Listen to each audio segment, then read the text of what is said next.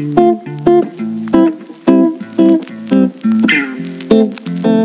welcome back to my YouTube channel. So for today's video guys, gagawa na tayo ng reaction video dito sa inabang natin. Ito po ang ating kapamilya Incognito. At ito na po ang ating full video reaction. So ito ang ating episode 85. So sa lahat ng gusto makapanood ng mas maganda, mas malinaw, syempre i-download nyo na po ang Netflix or manood po tayo sa ating paboritong kapamilya channel.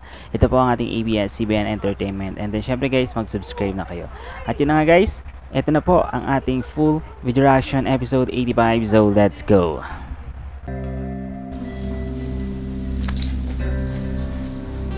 Andres, gusto mo raw makausap yung mama ko? oo sana eh. May tatanong lang ako importante. Pwede ko bang malaman kung ano yun? Tungkol sa adoption certificate na pinadala sa akin. Yung anak po ni Manuel Aguinaldo.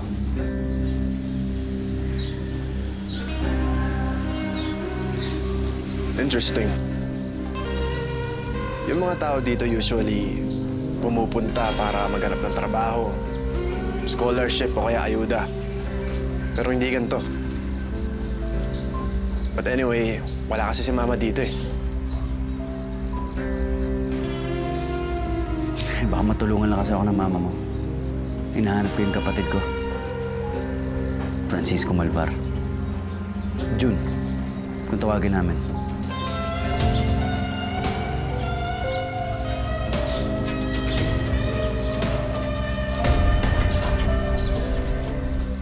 Sumatid na kita. Hindi, wag na. Hinintay akong tatay ko eh.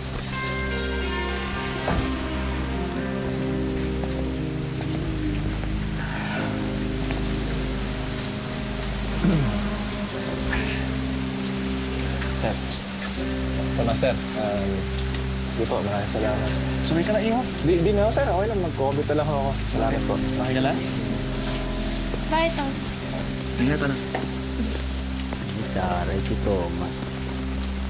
Pero sa tingin ko hindi niya yan. Mas tight niya si ano eh, si Gabriel.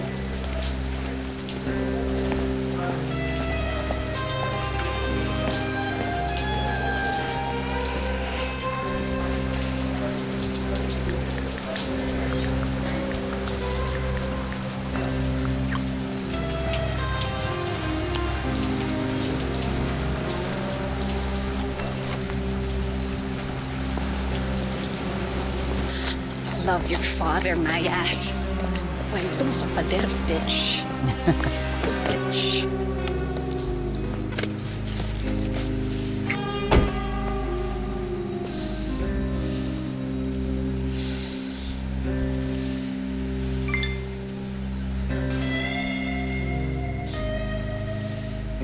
Kamusta ka? Babalik na lang siguro ako sa ibang araw. Sige. Huwag kang mag-alala. Ako na mismo magsasabi sa kanya when she comes back. Sige. Teka.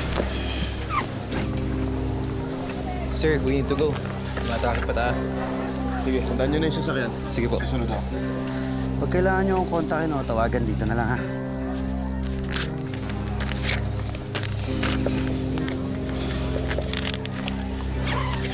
Ano? Mauna na ako. Ingat. Salamat.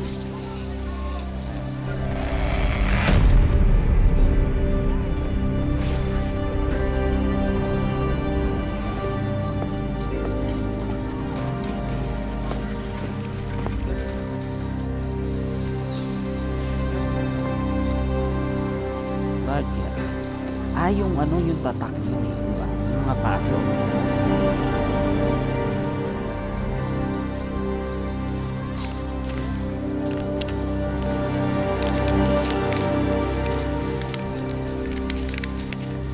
Bagong kontrata? Yes.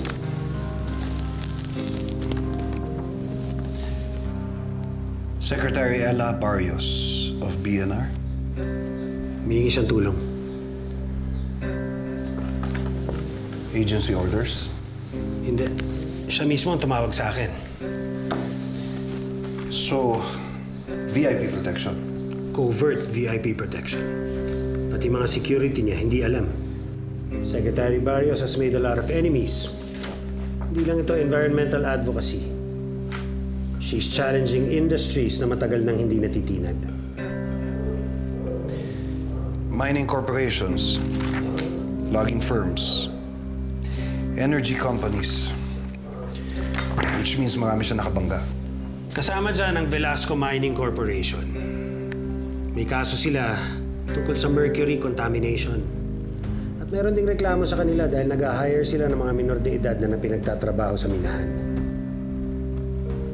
Secretary Barrios is ordering for their shutdown. Kaya siya sinampahan ng libel case. And yet she's still standing. Yes, at hindi lang mga kompetensya sa negosyo ang lumalaban sa kanya. Pati mga taga-gobyerno, naiinis sa kanya. Bihira ang mga taong ganito. Hindi nadadaan sa pera, hindi rin nadadaan sa takot. That's why she's a target. I'll take the job. Thank you, Greg.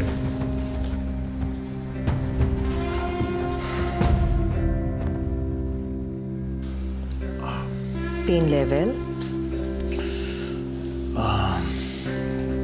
6 out of 10. Depende sa gising ko. Minsan, 7, 8, 9. Your muscles are stiff at limited ang range of motion mo. Habang wala si Doc Trina, baka pwede mo akong puntahan ng mas madalas. Doc, can't you give me anything right now? Anything. Para makagalaw ako na maayos.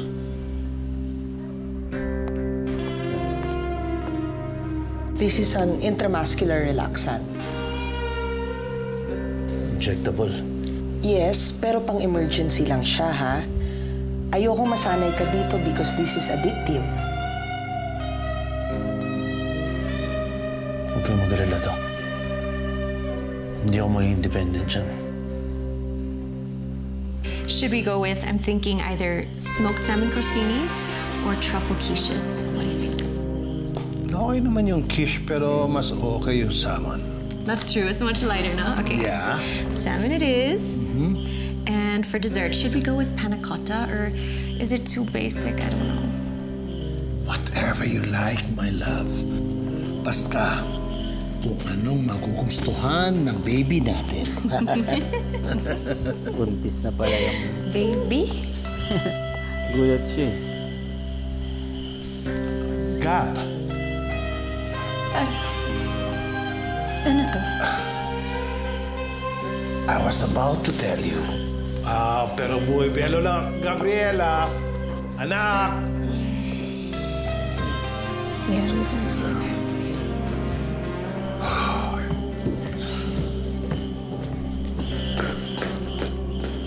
Yeah.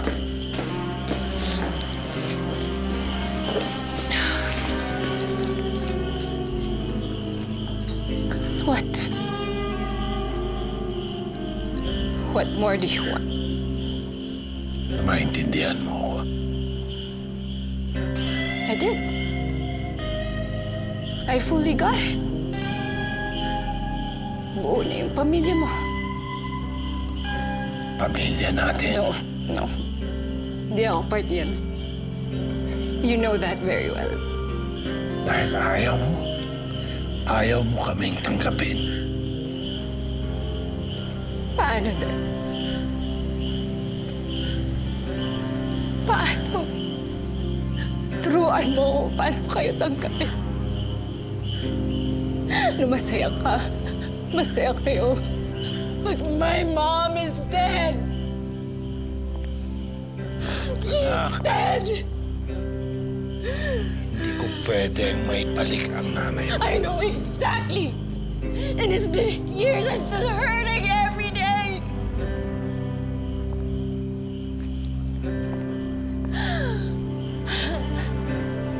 I miss her.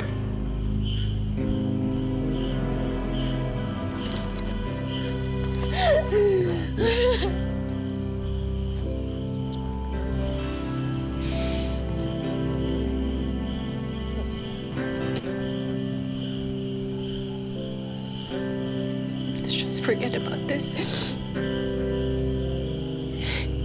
this father-daughter thing shit that we have.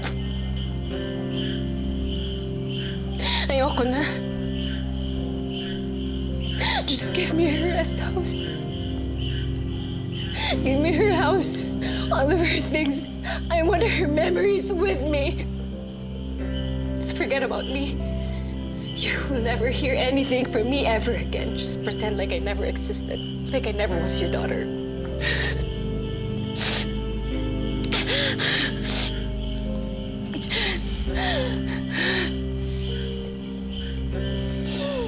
No.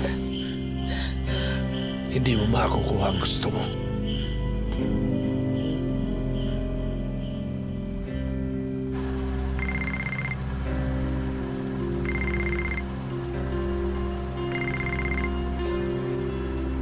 Hello. Nandiyan na yung tao pinadala ko. Ibibigay niya lahat ng intel ni Dexter Tienza. Na-trace namin yun dahil sa kapit niya. Siguraduhin mong tama yung sinasabi mo, ha? Gagaguhin pa kita? Halos di na ako makatayo sa mga ginawa mo sa akin, eh. Mabuti alam mo.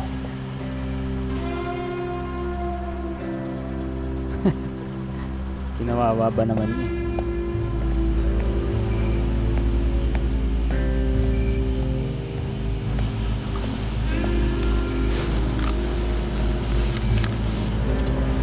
Sige na.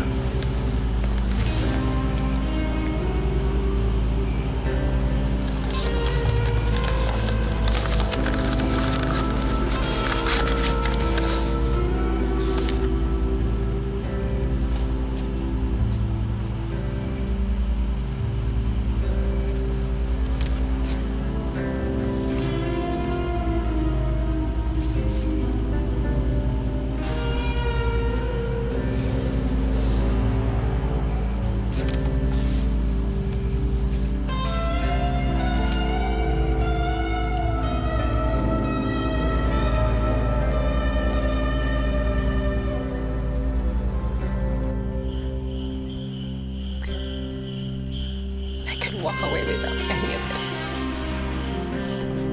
Sige. Makukuha mo gusto mo. Ang mana mo, ang balay ni mami mo. Okay. Okay. Kailan mo ayusin yung mga papeles? Makukuha mo yon. Kapag may asawa ka na. Ano? Ako? Asawa. What? Kasal. Wala yun. Wala kang makukuha.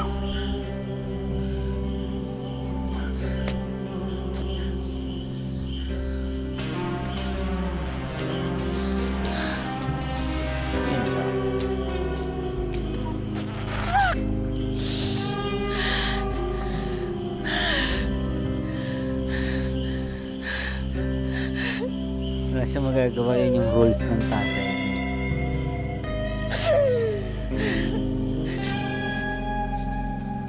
Huh? Success! Yeah. Pwede ka nang magluto. Ay, wala ka po mag-asawa. Sige po. Joke lang po, Apo. Oo, pwede na. Sato, kakatapos lang nitong sinigang. Pala eh. Oh, kamusta ang lakad mo? Ay. Nakausap mo na ba yung Secretary Marquez? Hindi ko eh. Ang nakausap ko, yung anak si Marcelo. At habang ano ba nakita ko, meron din siyang paso ng sigarilyo dito. Yung tatak na katulad nung kay Vincent, yung kasabayang nawala ni Junjun. Oo. Diba ho sabi sa akin ni Vincent, lahat nung nakasama niya may ganung tatak.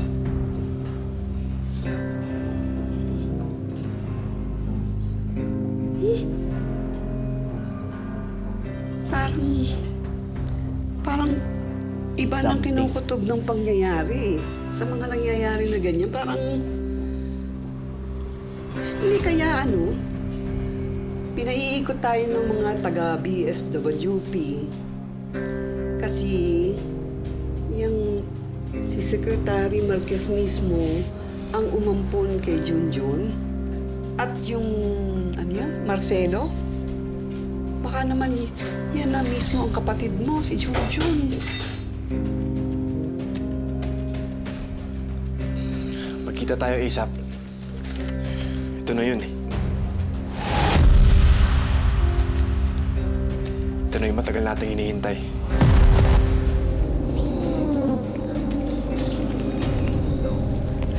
Tawagan kita. Anak! Ma! Nandito ka na pala. Basta? Tara, kain naman tayo. Nagugutom na ako. Ma. May inasikaso lang kasi ako eh. Tama na yung trabaho, anak. Kain muna tayo. Ay, nga pala, sabi pala ni Lynn, meron daw napunta dito. At hinahanap ako. Ma, lagi naman may naghahanap sa'yo eh. Wala naman ng bago dun. Well, tama ka dyan. Pero, sino ba siya? Wala. Humingi lang na ayuda. Baka inutusan niya yung mga tauhan niya eh. Para lokohin tayo. Tapos pinagmukha na matay si Junjun. Para hindi niya na isori sa atin yung kapatid mo.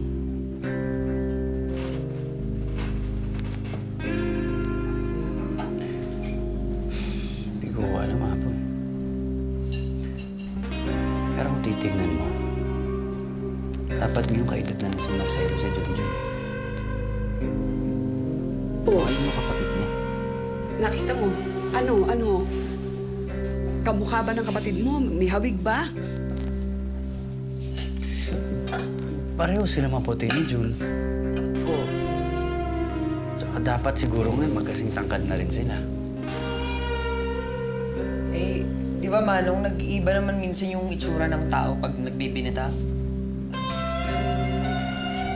Teka, nagpakilala ka ba? Teka, hindi ka niya naalala?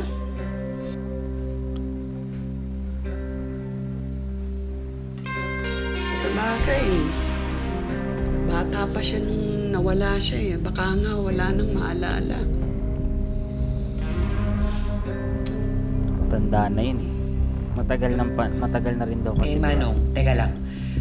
Bakit ka ba pinadalahan yung adoption certificate? Parang sadya kang pinadalhan nun eh.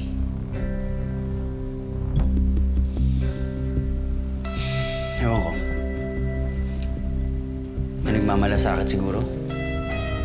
Na taga-BSWP mismo, di ba? Nakukonsensya. Siguro, puro siguro na lang. alam niya na may ibang inampon yung Manuel Aguinaldo. Di ba? Tapos itong si Secretary Marquez, baka pahiwatig sa atin yun. Sino naman ang magmamalasakit doon? At paano naman niya alam yung tungkol kay Jun? Hindi ko na alam. Naguguluhan na talaga ako sa nangyayari. Habang mas nadadagdagan yung mga tanong na hindi natin masagot, parang pakiramdam ko, paulit-ulit nang nawawala sa atin si Junjun.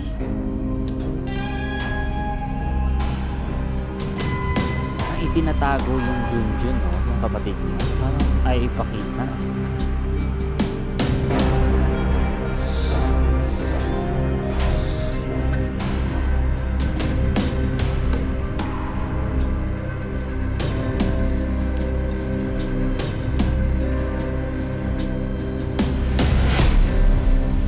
Yun guys, hanggang dito na lang muna ating reaction video dito sa inabang natin. Ito po ang ating Kapamilya Incognito at ito po ang ating full video reaction episode 85. So thank you so much sa inyo lahat.